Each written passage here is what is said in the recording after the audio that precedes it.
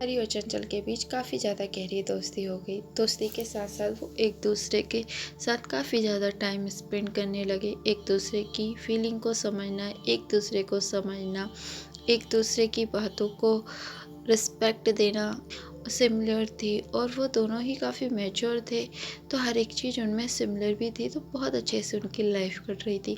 चंचल अपनी लाइफ में इतने प्यारे दोस्त को पाके भगवान का हर वक्त शुक्रिया करती थी कि थैंक यू भगवान, मुझे इतना अच्छा दोस्त देने के लिए। वहीं हरी भी यही कहता था भगवान जी से कि धन्यवाद भगवान, आपने मुझे इतनी अच्छी लाइफ पार्टनर और दोस्त दोनों ही दे दी, क्योंकि हरी तो चंचल को बहुत प्यार करता था। धीरे धीरे हरी की हर एक चीज़ चंचल को भी भाने लगी, चंचल भी हरी से प्यार करने लगी। बस अब दोनों के पास बीच सिर्फ इतना ही फ़र्क था कि उन दोनों को एक दूसरे को प्रपोज करना था। अब चंचल भी अपनी मन की बात हरी से कहना चाहती थी, और हरी भी अपने दिल की बात कहना चाहता था। फाइनली एक दूसरे को प्रपोज करने का दिन आ गया। अब हरी और चंचल ने एक दूसरे को प्रपोज करने के लिए पूरी तरह से अपना मन बना लिया था। बस वो दोनों अपनी इसी चीज़ को आगे ले जाने के लिए, अपने रिलेशनशिप को आगे ले जाने के लिए अपनी फैमिली से बात करना चाहते थे, क्योंकि वो चाहते थे कि उनके प्यार को सपोर्ट उनकी फैमिली भी करे। पर कहते हैं ना कि प्यार अगर आसानी से मिल जाए तो फिर प्यार ही कहाँ होता है। प्यार आसानी से नहीं मिलता है ना, प्यार में तो बहुत सारी परीक्षाएं देनी पड़ती है। चंचल और हरी के लाइफ में भी कुछ ऐसा ही हुआ।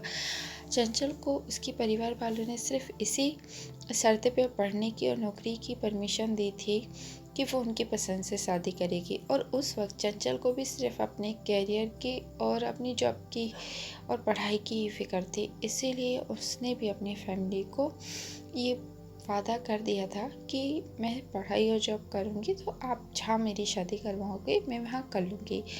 अब हरी और चंचल के बीच की जो दोस्ती थी वो बहुत ज़्यादा गहरी हो गई। अब चंचल के दिल में किसी और के लिए कोई जगह ही नहीं बची।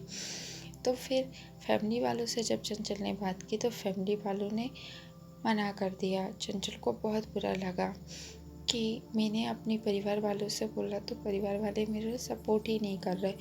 हरी की यहाँ से कोई दिक्कत नहीं थी, दिक्कत सिर्फ चंचल के यहाँ से थी। चंचल ने बहुत कोशिश की अपने परिवार वालों को मनाने की, परंतु परिवार वाले तो मानने को तैयार ही नहीं थे, बल्कि चंचल को ही धमकी देने लगे कि अगर तुमने अपनी पसंद से शादी करी तो तुम्हें परिवार वालों को शक्ल भी देखने को नहीं मिलेगी। अब चंचल बेचारी काफ़ी डर गई, उसने काफ़ी ज़्यादा कोशिश करी। फिर हरी और चंचल ने एक दूसरे से बात करी।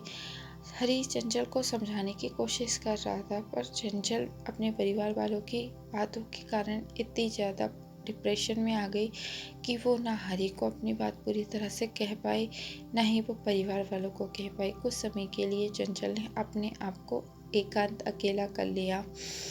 फिर धीरे धीरे समय के साथ में समय ने बदलाव लिया, और फिर हरी और चंचल दूर हो गए। चंचल दूर होने के बाद में हरी को और ज़्यादा याद करने लगी, क्योंकि चंचल भी उससे प्यार करने लगी थी। हरी भी तो उससे बहुत प्यार करता ही था, पर चंचल भी करने लगी थी। पर यहाँ पे हरी ने चंचल को पूरी तरह से भूलने का फैसला ले लिया, क्योंकि हरी कहता था जिस लड़की को मेरे साथ रहना ही नहीं है मैं उसका साथ कैसे दे पाऊँगा। पर यहाँ पे चंचल मन ही मन अपने दिल को और अपने आप को कोस रही थी, क्योंकि वो हरी का साथ नहीं दे पा रही थी। अगर हरी का साथ देती तो फैमिली का साथ छूट जाता, और फैमिली का साथ देती तो हरी का साथ छूट जाता। चंचल पूरी तरह से अकेली हो गई थी, ना उसके पास परिवार वाले थे, ना उसके पास उसका प्यार था।